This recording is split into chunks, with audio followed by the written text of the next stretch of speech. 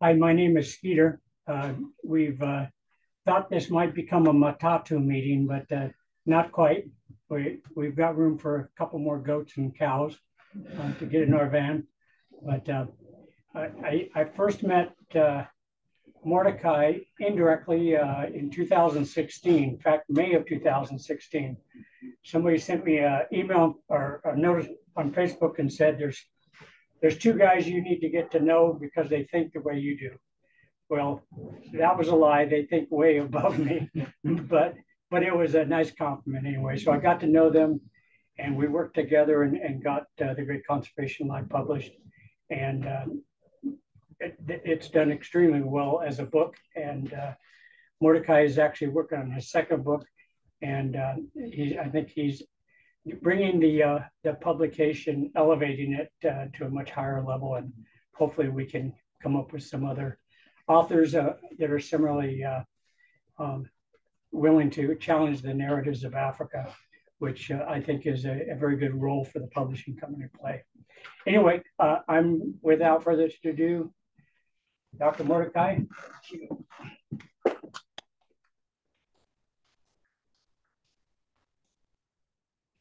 Thanks, Peter, and thanks to all of you who have come and those who have logged in as well.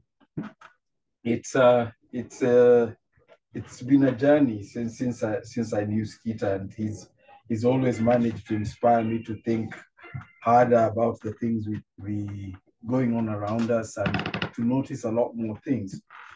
So yeah, my talk this evening is sort of drawn a bit from some of the stuff I'm working on for the next book, which Green and Evil is part of the title. So it will work well for the presentation as well. So the Green and Evil, the role of environmentalism in normalizing and cleansing exclusion. Exclusion is something that the whole world has been working to move away from. And we've largely succeeded. We've eliminated exclusion from business, education, law, agriculture, other fields, but environmentalism is where it is still okay to exclude someone because he is bad for the environment, or what he is doing does not meet what you think are environmental standards. So a famous sort of structure, well-known structure in conservation practice is the protected area, national park, reserve, whatever they may be called. But the truth is, this is a very primitive conservation tool because it supposes that human beings cannot be part of any functioning environment, or should not be part of any functioning environment. And that's a problem in many parts of the world, Kenya included, where I come from. So this is something we need to re-examine, because the origin of national parks was in violence and exclusion and pushing people out of whichever space. The definition currently still used for national parks is this by the IUCN, a clearly defined geographical space managed, dedicated through legal or other effective means to achieve long-term conservation of nature. This itself is a fallacy, because it implies that nature is something that does not include people or human activities. So, but this is what is used, and this is what normalizes the exclusion, the violence, the violation of rights that we typically see in conservation. Where did this come from? Basically, Roosevelt. Roosevelt is quite a complex character, but there are some few simple things about him. One is that he's a huge ego and a very prejudiced fellow. Certainly did not know anything about ecology. And it's strange that when you see things written about him, some people refer to him as a scientist, which is absolutely bizarre. But he made this name through his own gravitas and charisma, etc. He had his famous. This is what sort of cemented his place in conservation law. His famous safari to Africa, which was actually to Kenya. It was a hunting safari to Kenya, which was started as a scientific expedition collecting specimens. No, it was just hunting. It was trophy hunting, and they brought back the trophies, and they were put in various museums around the United States and other parts of the world. In total, we had over 5,000 mammals collected. They use the term collected, not killed or shot, whatever.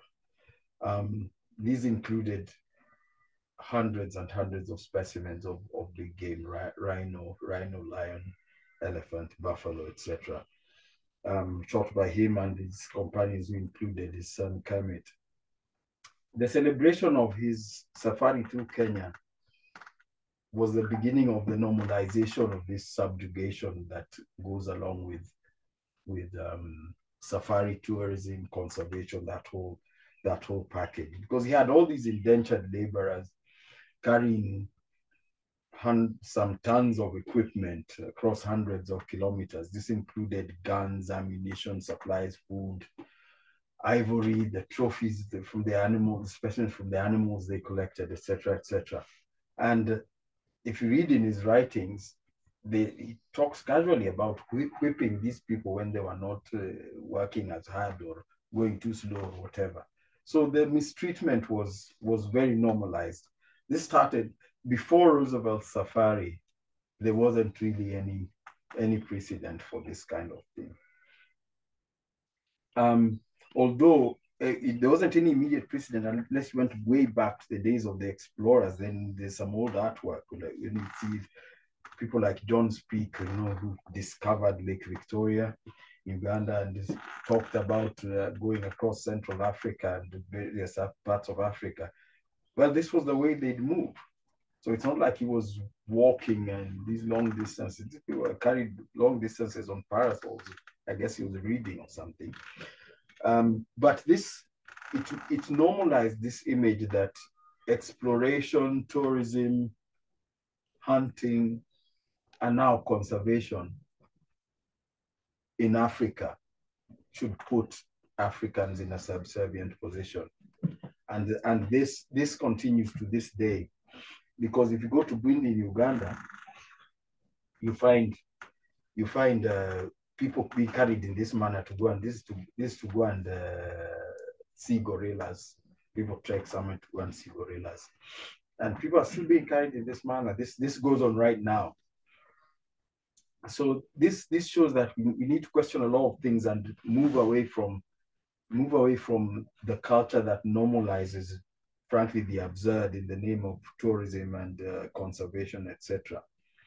Kenya is a particularly hard-hit country by this culture, because we are a famous wildlife destination back from the days of Roosevelt to this day. We have a highly developed tourism industry that is very much targeted towards external clientele.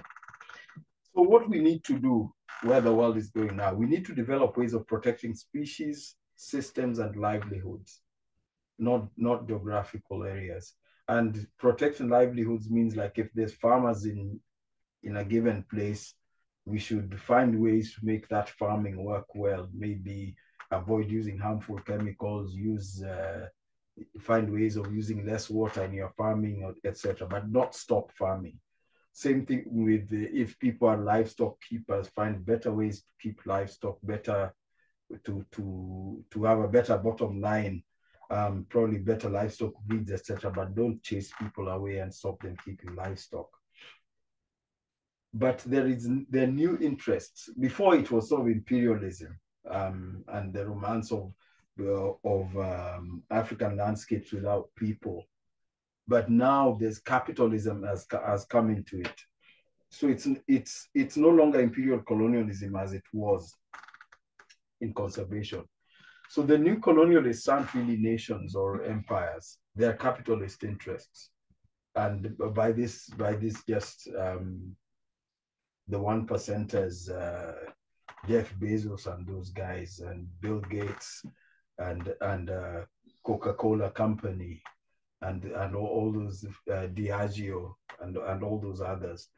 And the new colonies aren't countries with geographical borders the way we knew them, but there are sectors and resources in the global south. Now, sectors are like the conservation sector, you grab land. It could be the mineral sector, you grab mining interests. It could be the agricultural sector, you force farmers to use certain types of seed that make them dependent on you for fertilizer and this kind of thing. So those sectors in the global south are the new colonies.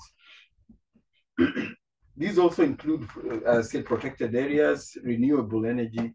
Then there's carbon offsets trading, there's export-based agriculture, huge tracts of land used to grow crops that do not feed the people who grow them.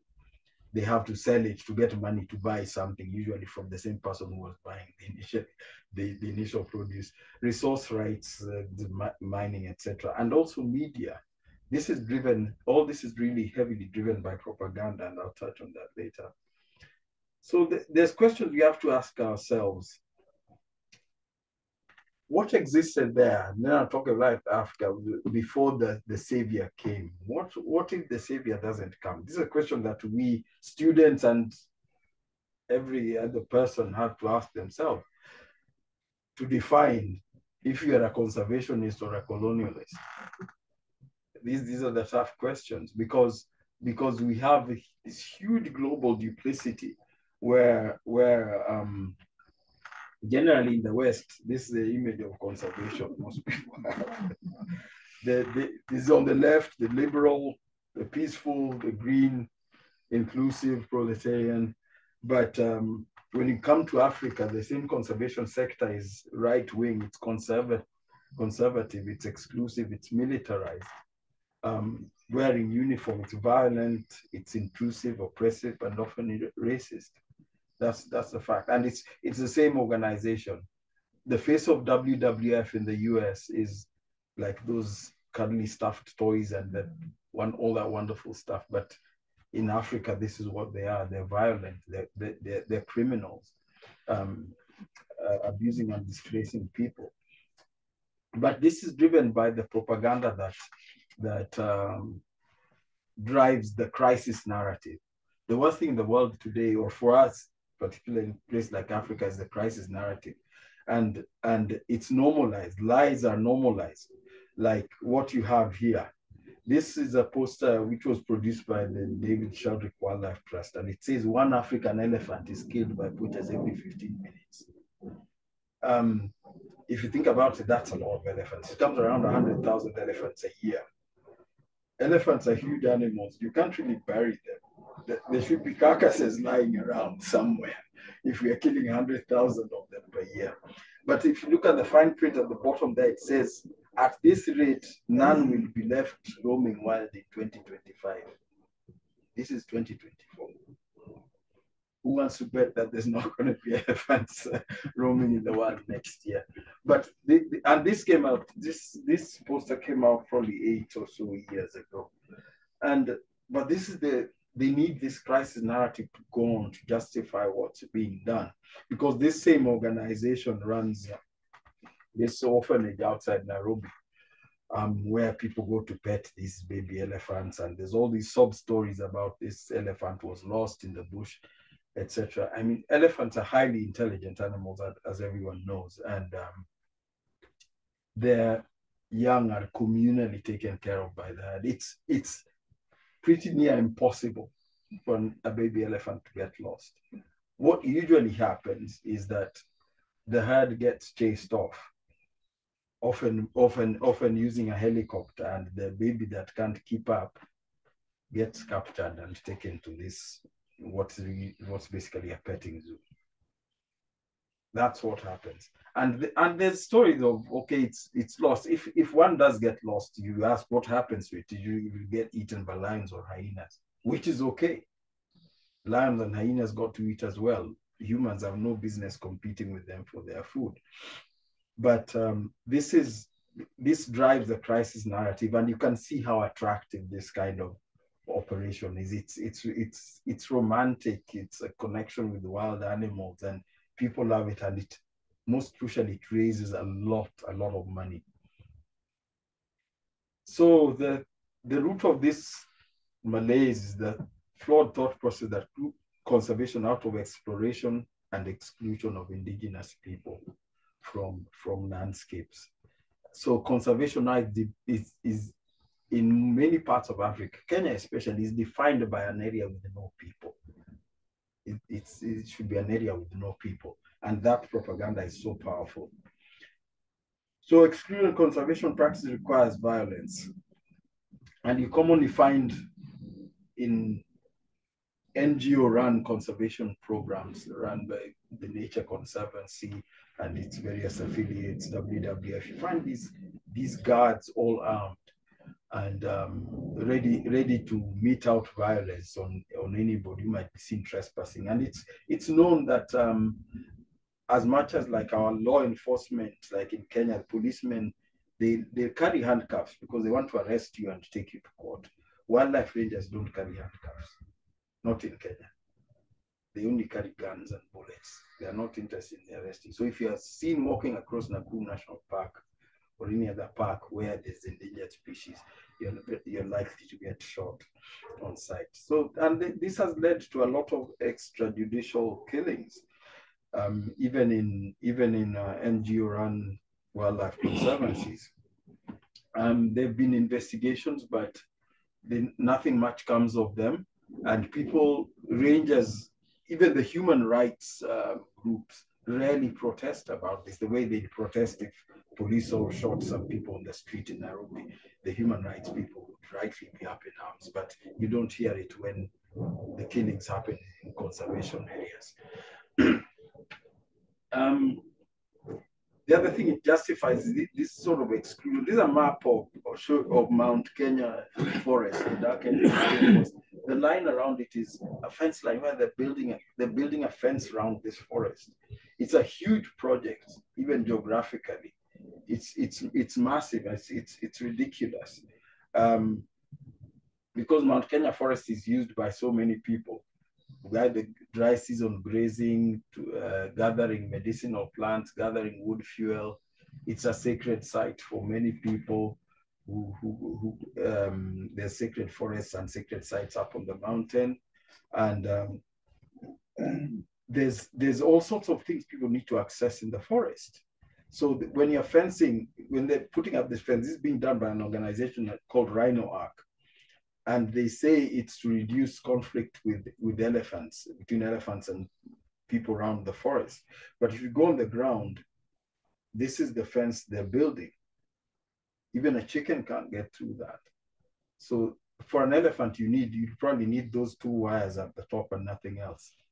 And you could have people and sheep or cows passing under it. But you see, this is what they're doing. So it's to exclude people. But our statutory authorities have been very naive in this thing because they get offered all sorts of financial incentives to do this. So that brings me to the factor of dishonesty. It requires dishonesty. There's so many lies being told, and it's driven by propaganda and PR. And land keeps getting taken away from indigenous people. In a country like Kenya, it's around 50 million people. We cannot afford to lose that much land before having some violent resource conflicts happening. So this is a grave problem. But you see, so the wealthy capitalists come in, we are doing conservation, and he grabs chunks of land. They sign agreements, they call them conservation easements, they call them conservancies, and they take huge chunks of land. This gentleman is called Jochen Zeit. He's got about 50,000 acres in Kenya. He's got a lot in Zimbabwe, Botswana, and South Africa as well. There's another gentleman, this guy called Hans-Jörg Wyss. He's again given $1 billion towards the so-called 30 by 30 scheme to bring 30% of the world under protected areas, and he's also on a huge chunk of land in northern Kenya as well. We have Richard Branson, who has a huge chunk in southern Kenya around Masai Mara. So this is normalized, and these people are admired for this. They even get tax breaks and all those kind of things. I used to say it's such a relief that Jeff Bezos hadn't got in on it, but since then he's in on it as well. So much for that. Only Elon Musk is left now. Hopefully he's too mean to bring money into this.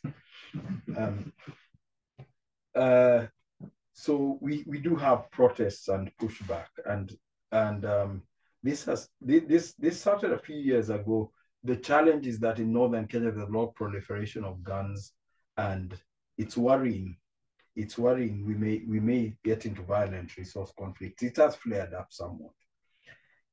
So when you come into the instruments being used now, things like carbon offsets, and it's just environmentally sustainable and socially accepted prejudice, because it's the idea that someone can pollute in Europe or United States or wherever, and you can pollute that river in the United States, and then you go and plant some trees in Kenya, and suddenly it's okay.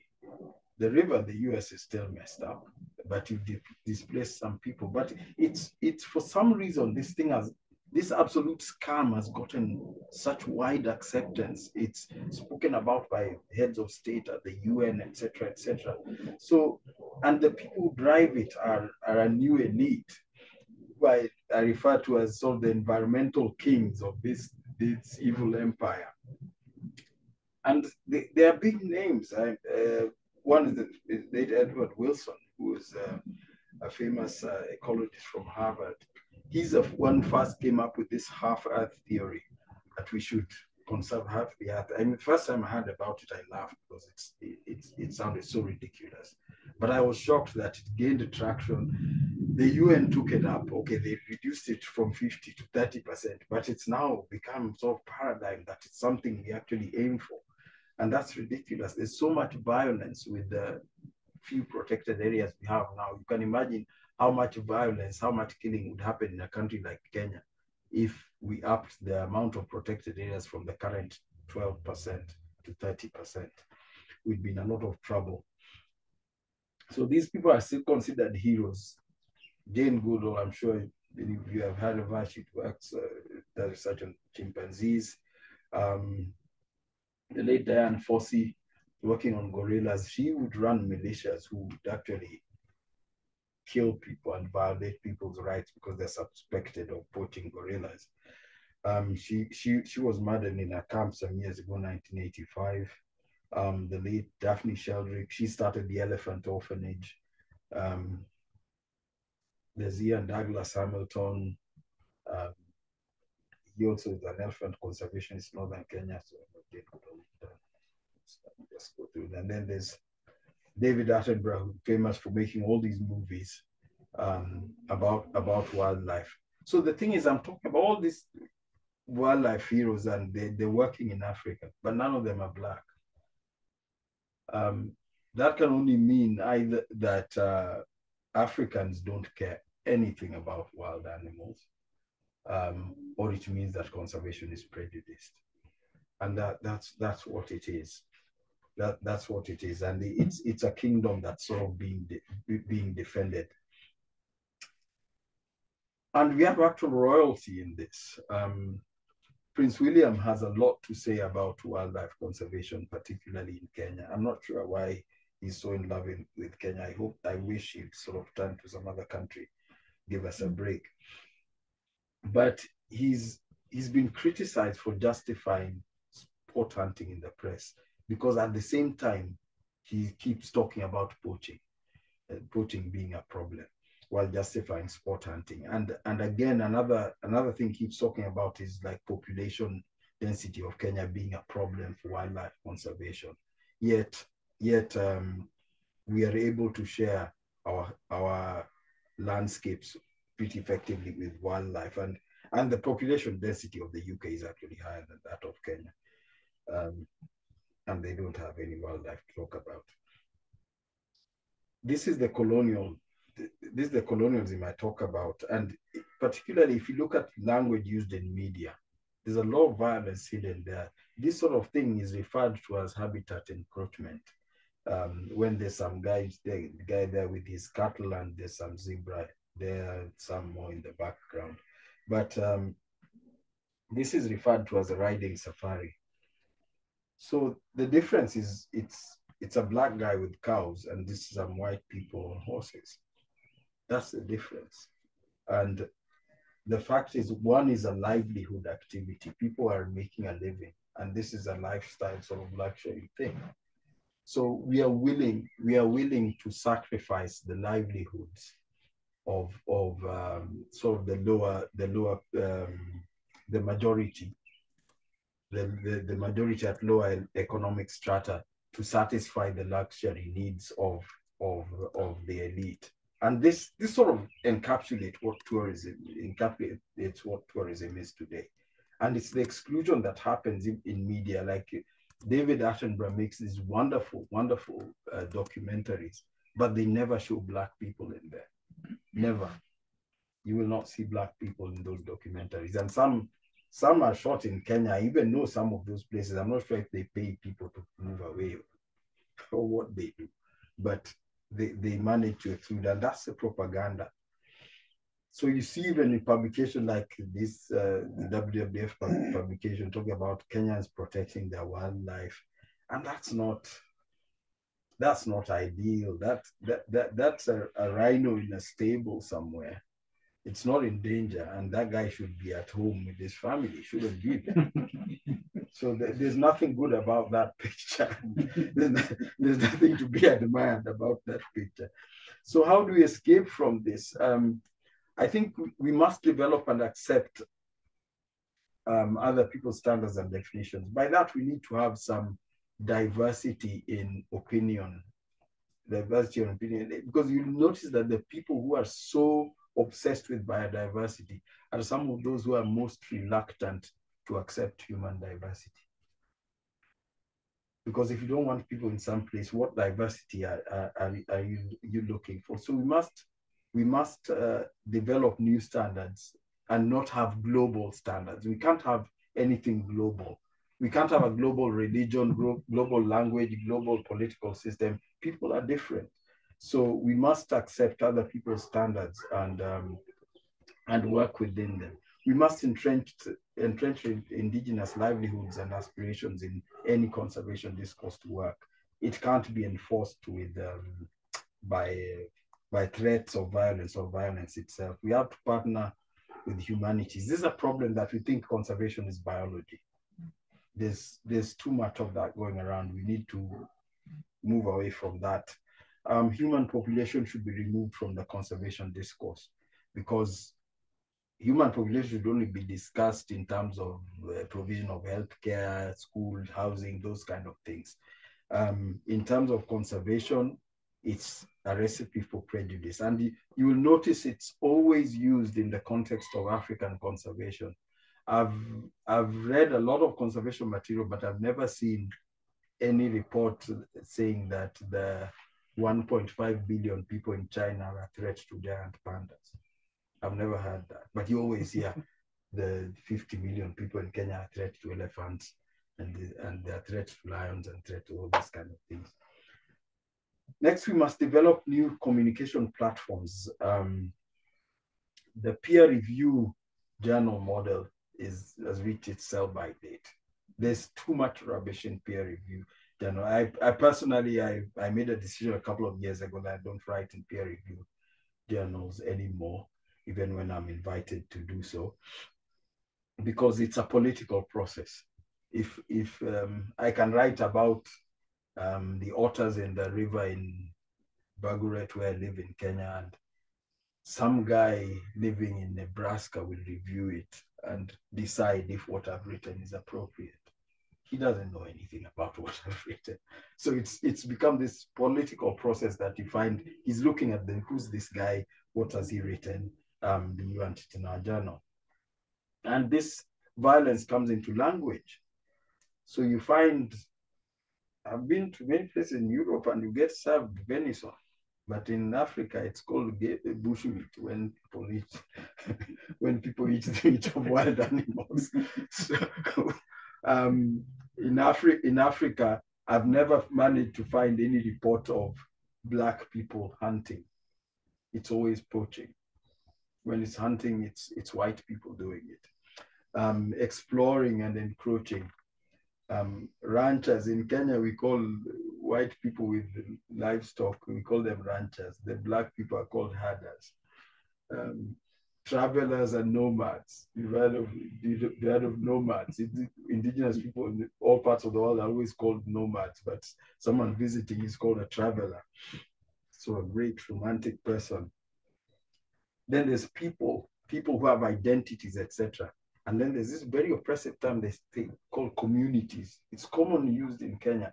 It sort of eliminates the individual aspirations of people. When you say this community has agreed we want to do this, not everyone wants that. Not everyone wants that. Oh, I've done this for that community. You've built a school for that community. Some people don't even have kids. How's the school helping them?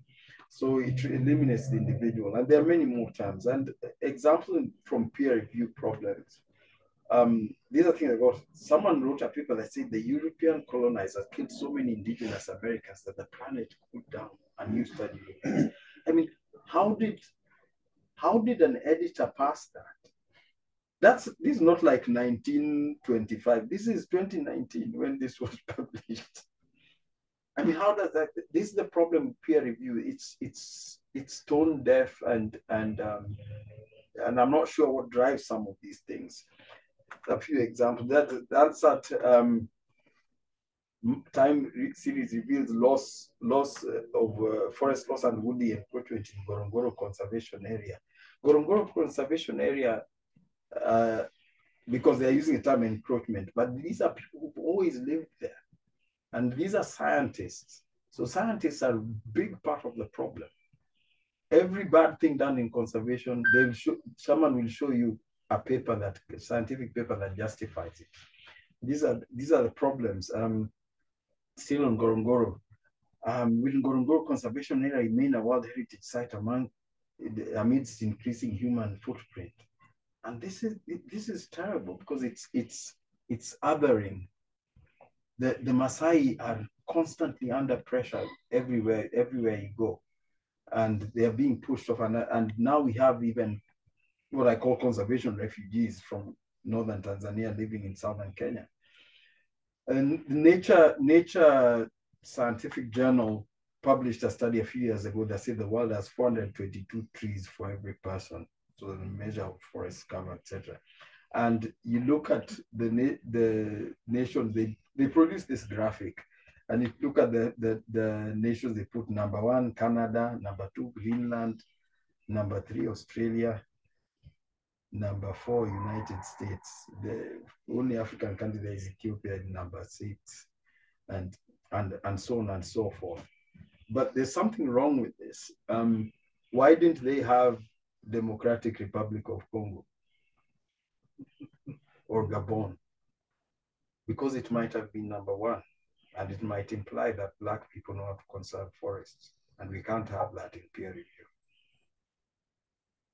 This is prejudice hidden in plain sight by scientists and scholars, and this is very typical. It's very typical of in academia today. Again, with all the machinery, nuclear power, etc., in Europe, in the West, etc., suddenly all academics are turning their eyes to livestock as a source of green emissions of greenhouse gases, methane. And this is a problem because once they do that, it gives you a license to threaten or displace the Maasai from their land, even when you are displacing them to make room for hunters to come and shoot the wildlife. And this has been incredibly violent, with a lot of people, houses burned, people shot and injured, very, very, very bad violations of their rights. And this is southern Kenya. This is Kenya government registering all these refugees from northern Tanzania moved into southern Narok in county in Kenya to escape from this violence. And this is driven by 30 by 30 challenge, which is a UN initiative. So you wonder what the UN is the people we expect to step in when someone's rights are being violated. But now it's the initiative that's the driver behind it. So this application of technology, we are very technologically advanced now. It requires intellect and humanity. So we need to avoid these oppressive sort of shape-shifting schemes, the carbon credits, etc. The big terms like nature-based solutions, carbon neutral, things like, for even those of you who are not scientists, when someone says carbon neutral, he's lying. There's nothing that's carbon neutral. The laws of thermodynamics do not allow that. Even I'm producing carbon dioxide as I speak now. How can a country be carbon neutral? So these are all lies, but they're repeated so often that they get accepted as paradigm and as used for oppression purposes. This is just quick to show you this map, the top carbon polluters. You can see the United States, Europe, China, India, etc. If you look at consumption of resources, we'd need 5 Earths if we all consumed at the level of the United States. Typical African country, Niger, is down there at 1 Earth. India is actually really good in terms of their per capita consumption of resources. And then if you look at the location of carbon sequestration, so-called carbon sequestration projects, you see the concentration of them in Africa, South America as well. Yet they are not concentrated in the places where the pollution is highest. The only place where that is the case is Asia. You saw how a lot of pollution there, and they're also trying to do a lot of carbon sequestration there. So they're trying to do their own cleanup there. But otherwise, the pollution in Asia and the United States is all sort of mitigated if they try and mitigate it in the global south. It's so heavy concentration of these projects, especially in East Africa and South America as well. And this is the definition of the climate colonialism. You have all these renewables projects, you have wind turbines, which are good, but it's not very clear. But if you look under there, this land is fenced, so people have been displaced to make room for these turbines. There's nothing wrong with people grazing their goats down there if you want to have turbines. It doesn't cause a problem. But in Kenya, they just always displace people for that purpose. Electric cars, again, touted as this wonderful solution to everything, but people forget about the abuse of kids in the coltan mines in Congo, where they get the vital minerals for these batteries. And there's no like good 98% of the coltan comes from this sort of situation. So we have to look into that because as far as I know, there's no children being abused in oil drilling facilities like we have here. And it's an external view that doesn't look at Africans as equal players on the world stage. So you find something like this strange thing called an Africanist. I've only heard of this in US universities. A person specializing in study of African affairs and culture, and none of them are African actually. But what does it imply? You see on these websites, Harvard University is one of the world's foremost centers of learning about Africa. I don't know how that can be true in Massachusetts, to be the foremost center of learning about Africa. And the policy, if you go look at other Ivy League schools as well, in Princeton, you find there's this line on the African Studies webpage. Africa is the continent where our future will be determined. It boasts abundance of these resources and some of the world's fastest growing economies. Again, it's extractive kind of thinking. Go to Stanford, there's this line, the colonial experience provides us with a shared framework. And Sean Hannett, as historian at Stanford, says colonialism defines what it meant to be African. That's a dreadful thing to say, but it's acceptable in academia. If you went on the street, you couldn't say that. But if you are a professor in an Ivy League college, suddenly it's okay because you're this expert and tenured, etc., etc. So there's a feeling that Africa should not have its own position. And you find European diplomats saying that leaving Africa in Chinese hands is a big mistake. It's because African countries are suddenly, particularly in the West Africa, are waking up and sort of rejecting European ideologies, but they think engagement with other people is on colonialist and colony terms, because Europe has not learned to engage Africa on equal terms as countries with their own aspirations. So this narrative causes extractive thinking. There's always this thought of we want to get this, that, the other out of Africa, and risky application of global tools, which are developed to exclude the political economy. Because some of the things like carbon trading, I've traveled a lot and met a lot of carbon traders. Not one of them is Black. Not one. It's a prejudice tool, but it's hidden sort of in plain sight that and governments like Kenya buy it hook, line, and sinker. We are constantly talking, our government is constantly talking about this carbon trading right now. And we don't, it's something that doesn't have any positive outcomes, even on the environment itself. So the result is climate and heritage colonialism. An example of this is the Seychelles. Small countries like Seychelles, which are islands, are very vulnerable to this.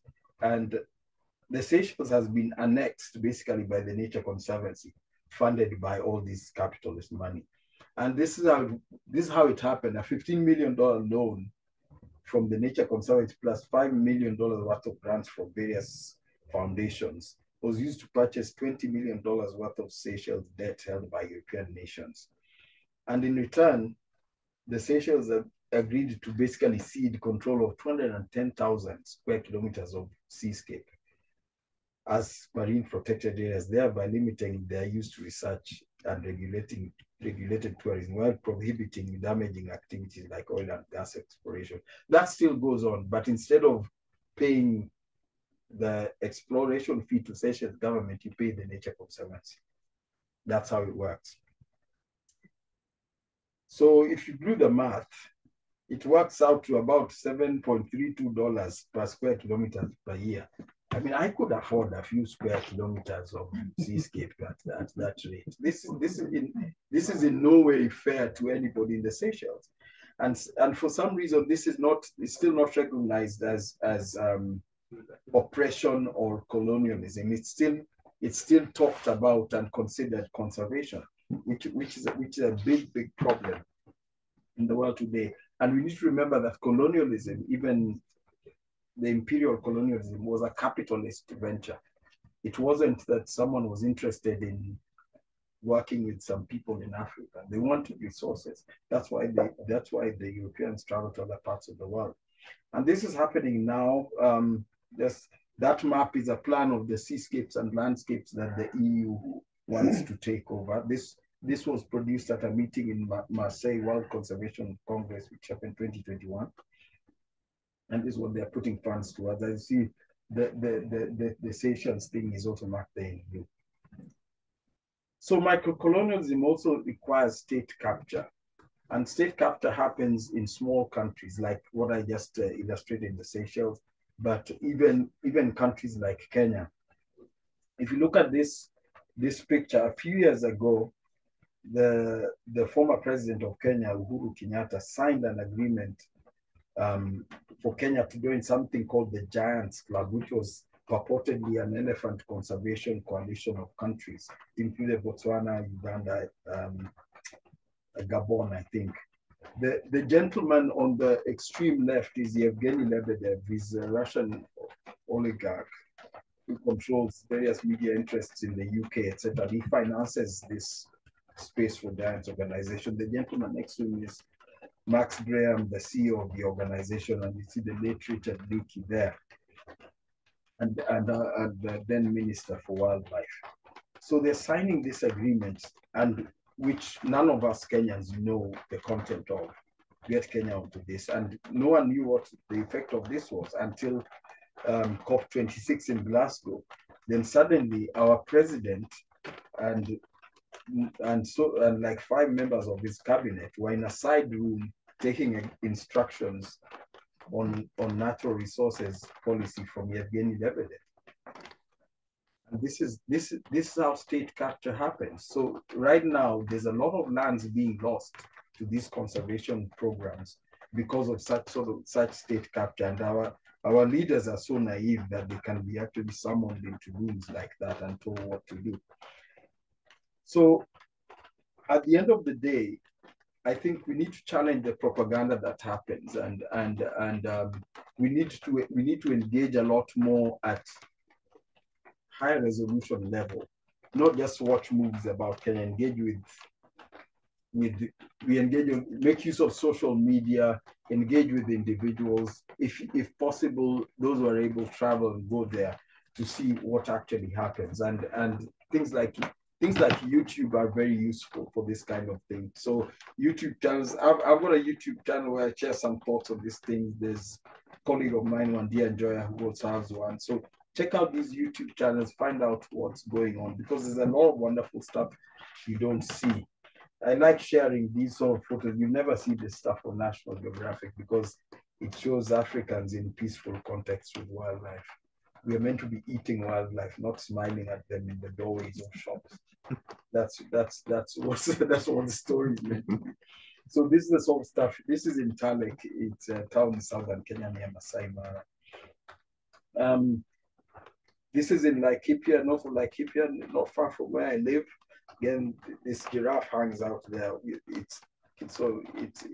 Those buses usually carry cabbages, so it's looking for a bite of something in there. But people tolerate wildlife. We've lived with wildlife for so many generations, and we cannot be vilified now as being a threat to wildlife. The paradigm of African wildlife being in peril and the threat being Black people, we have to do away with it, because in countries like Kenya, we do not have any more space to create any more national parks.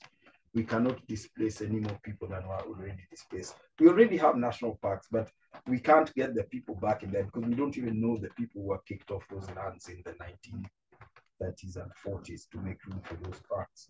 But we must find ways to live with our wildlife, because this is the only way forward. We can no longer remove people, and this is why we study and sort of get advanced degrees, PhDs in wildlife conservation. We should be able to work out how to make this work, because things like, there's too many people with PhD qualifications and they do studies of wildlife and they come up with a solution. We need to build a fence. So why on earth were you laughing at Donald Trump when he wanted to build a fence between US and Mexico? If with your PhD, you can also come up with the idea to build a fence around Mount Kenya, a fence across Savo, across Laikipia and various places. So this is the problem. It's the duplicity of science and scientists in conservation.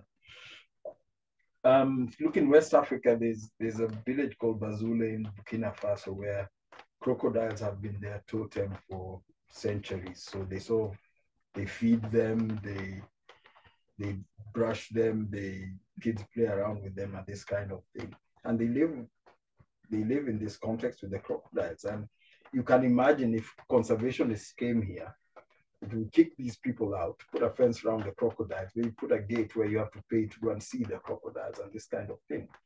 And that doesn't work anymore. In Nigeria, there are people, there's an ethnic group where their clan totems have spotted hyenas, and they routinely keep them at home, and they're the kid playing around with it and that kind of thing. In Ethiopia, in Addis Ababa, you have hyenas walking around at night. That's right in the capital city. No one bugs them, they don't bug anybody. So there is room for and ways of sharing our landscapes and our space with wildlife. So there's no reason for the violence that's currently being endorsed by governments and international bodies in the name of environment. Environment is being used now as a tool of oppression. In fact, get some rich guy and hand over this whole area to him. and you call him a conservationist and displace the people who are in that place. There's a lot of evil happening behind it like that. And conservation organizations have become sort of handmaids of capitalists rather than people who guide policy. So there've been some publications coming out about some of these rights violations, and it's gotten some attention. We managed to get the attention even of USAID, and the US House of Representatives, and brought in some new regulations for use of USAID funding and the respect for human rights. We also got together in John Barry and wrote this big conservation lie about our respective experiences. And as Kita said, this book it's caused a lot of consternation. It's got a lot of attention, but it got people talking about this. We didn't expect it to go as spread as far as it did. It's mostly a book we wrote to get out what we had experienced. But it's done well, and the best thing about it is that it's gotten people talking about these issues. This slide shows what is possible. This is at a village called Kazinga in Uganda. It's on the shore of Lake Victoria. There's buffaloes there. You see the lady washing her clothes, some kids playing, and there's elephants somewhere there, and guys going to their boats to get on their boats, go fishing or whatever it is. And this is it was done by a friend of mine, Paul Kirui, just a couple of years ago. It's I think 2021 when he took that. So it is possible. No NGO in sight, no conservation organization, no fence, no guns, anything. Just people living and wildlife living with them. And it is achievable. So it's something we need to work towards, and don't believe what everyone tells you in conservation. It's much more complicated. The truth is much more beautiful, actually. But what they tell you is a lot of lies. Yeah, thank you.